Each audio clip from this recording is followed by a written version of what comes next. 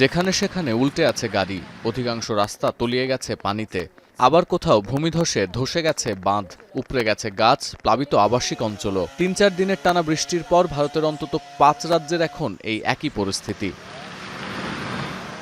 এর মধ্যে উত্তরাখণ্ডে জারি হয়েছে রেড অ্যালার্ট। ভারী বৃষ্টির সতর্কতা জারি আছে উত্তরপ্রদেশে। ভারত শাসিত জম্মু কাশ্মীর, কেরালা, মহারাষ্ট্র, অন্ধ্রপ্রদেশে বন্যার পানি কিছুটা কমলেও কমেনি দুর্ভোগ। মৌসুমী ঝোড়ো হওয়া, ভূমিধস ও বর্ষার তাণ্ডবে দেশজুড়ে প্রাণ গেছে বেশ কয়েকজনের। দক্ষিণ পশ্চিম মৌসুমী বায়ু সক্রিয় থাকায় দিল্লি, উত্তরপ্রদেশ, হিমাচল প্রদেশ এবং উত্তরাখণ্ডে একটানা বৃষ্টির আশঙ্কা এখনও বাদ দেওয়া যাচ্ছে না। বাড়ছে ভূমিধসের আশঙ্কাও। মহারাষ্ট্রে, বিশেষ করে মুম্বাই, গোয়া এবং গুজরাটে অব্যাহত আছে ভারী বৃষ্টিপাত। সুরাট ও মুম্বাইয়ের বিস্তীর্ণ এলাকা এখনও জলমগ্ন।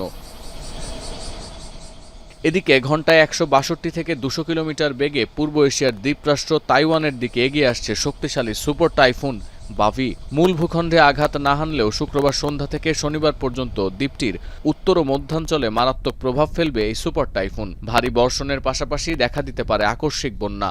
এছাড়া শক্তিশালী টাইফুন বাভির প্রভাবে ফিলিপিন্সে ভূমিধসে প্রাণ গেছে বেশ কয়েকজনের। উত্তর তাইওয়ানের পাহাড়ি এলাকায় ১ মিটার বা প্রায় ৩.৩ ফুট পর্যন্ত বৃষ্টিপাতের সতর্কতা জারি হয়েছে। হাজারেরও বেশি মানুষকে নিরাপদের আশ্রয়ে সরিয়ে নেওয়া হয়েছে। প্রস্তুত রাখা হয়েছে প্রায় ৩০,০০০ সামরিক সদস্যকে।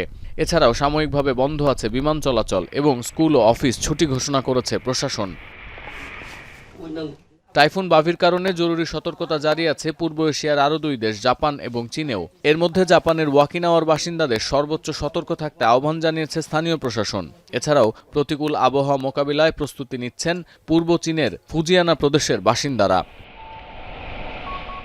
সতীর্থ কর্মকার, এখন বিশ্ব।